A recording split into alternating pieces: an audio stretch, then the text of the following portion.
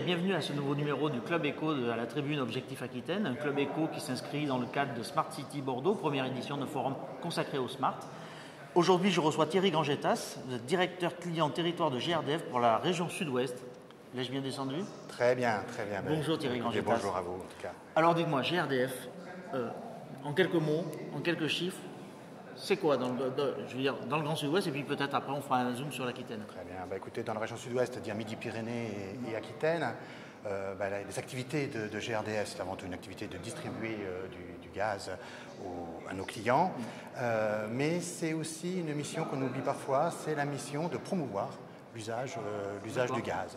Donc ça représente 1500 collaborateurs, un investissement de 60 millions d'euros sur les deux régions chaque année. Chaque année. Et si on devait parler plus précisément de l'Aquitaine, on peut dire 450 000 clients en Aquitaine. Alors nous n'avons pas la régie de Bordeaux qui est une régie qui appartient à Régaz, mais sur le reste de l'Aquitaine, 450 000 clients et puis entre 25 et 30 millions d'investissements tous les ans. D'accord. Dans le mix énergétique, quelle sera la place des réseaux de distribution de gaz dans les années qui viennent? Alors, tout d'abord, c'est vrai que lorsque le débat sur la transition énergétique est arrivé, GRDF a eu cette particularité d'être en capacité de promouvoir finalement un scénario qui regroupait un certain nombre d'axes ou de stratégies développées par des organisations, alors des ONG, l'ADEME, mais aussi des industriels. Et on a tout de suite vu que quand on travaillait dans ce scénario, la nécessité, je veux dire, d'avoir des réseaux en capacité de jouer la complémentarité des énergies. Alors cette complémentarité des énergies, elle peut se faire par exemple à des zones territoriales. Je pense en particulier à l'injection de biométhane dans notre réseau, c'est-à-dire le gaz vert qui a toute sa place. Il y a une très récente là-dessus, notamment du côté de Villeneuve. Du côté de Villeneuve, il y a des vrais projets qui arrivent. On est déjà à 8 injections au niveau national. On en aura, à mon avis, 2 cette année qui vont arriver dans la région, une dans la région Aquitaine et certainement une dans la région Midi-Pyrénées. Donc on voit que c'est un élan qui est donné. On associe en général d'ailleurs ce biométhane à des enjeux de mobilité. C'est vrai que par exemple la mobilité de transport, logistique, fonctionnant au gaz naturel vert, ça donne tout son sens. Et on a aussi donc dans ce mix énergétique, on voit bien la relation que l'on peut avoir avec les différents réseaux. Alors les réseaux d'électricité, par exemple, je prendrai une expérience qui va se développer dans le futur, le power to gas, une technologie qui se développe. Ça correspond à quoi? Ça correspond, vous avez des productions d'électricité via de l'éolien, de photovoltaïque, qui ne produisent pas forcément toujours à des moments où la clientèle en a besoin. Et donc on utilise par rapport aux consommations, effectivement, besoin. Et donc on utilise cette électricité finalement excédentaire pour produire du gaz à l'aide d'électrolyse. Et ce gaz finalement dans notre réseau sert de stockage et on peut l'utiliser, etc. Donc on voit bien que cette complémentarité entre les réseaux devient absolument nécessaire. Et c'est là qu'on voit le rôle que nous pouvons jouer dans cette transition énergétique. Est-ce que je peux vous faire part d'une surprise? Oui. Je m'attendais à parler d'une molécule avec vous, et puis finalement on parle de ions, on est déjà très au-delà du gaz. On est vraiment sur le mix énergétique. Très clairement, on est sur du mix énergétique. On voit qu'actuellement nous transportons du gaz naturel qui a de vraies qualités économiques et aussi environnementales par rapport à d'autres énergies.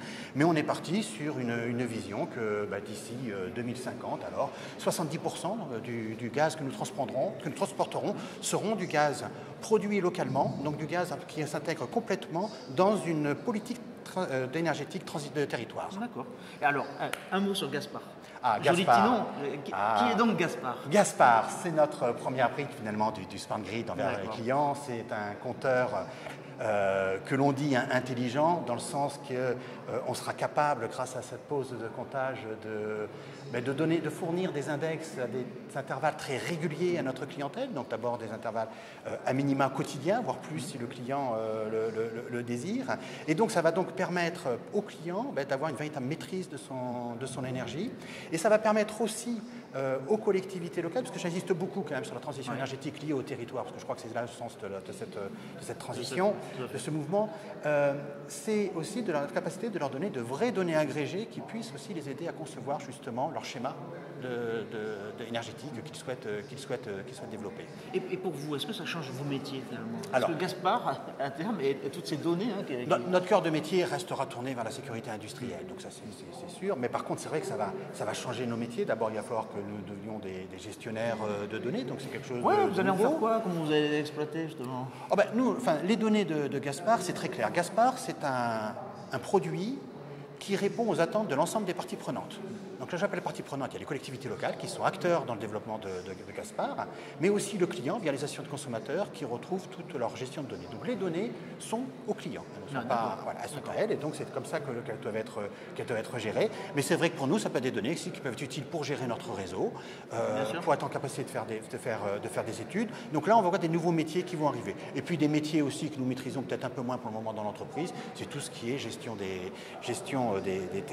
transactions informatiques ou de ce type-là, qui sortent un peu du fluide habituel que nous devons travailler. D'accord, donc une évolution, on ne parle pas de révolution, mais une évolution dans les métiers de GRDF. Une évolution dans nos métiers qui va de plus en plus vers des systèmes d'information développés et qui se développent aussi de plus en plus vers le digital, parce que là aussi, je crois que la transition énergétique ne se fera que si nous sommes en capacité de rendre le client acteur de sa vie de citoyen, finalement, et sa vie de citoyen, elle risque de passer fortement par le digital. Donc on commence à développer des services à ce digitaux. Allez, quel calendrier pour le déploiement? Quand est-ce que je deviens vraiment acteur là? Ah, donc Gaspard, c'est un projet. On me le promet pour l'électricité. Hein, il s'appelle Linky, là. Il s'appelle Linky. Il est moins joli comme nom. Gaspard. Gaspard est plus sympathique. Allez, quel déploiement? Gaspard, donc quel déploiement dans la région sud-ouest, véritablement les premiers compteurs Gaspard posés début 2007 sur la région Midi-Pyrénées et mi-2017 sur la région Aquitaine. Et ça va se développer pendant 6 ans. D'accord. Mais écoutez, on va attendre patiemment que Gaspard frappe à notre porte. Thierry Grandjetas, avec beaucoup de plaisir. Je vous remercie beaucoup. Merci beaucoup. Merci à vous de nous avoir consacré ce temps. Et puis je vous souhaite un bon Smart City Bordeaux. Une belle journée au rythme des Smart. Eh bien, merci beaucoup. À bientôt. Au revoir. Quant à moi, je vous donne rendez-vous pour le prochain Club Éco de la Tribune Objectif Aquitaine. À bientôt. Au revoir.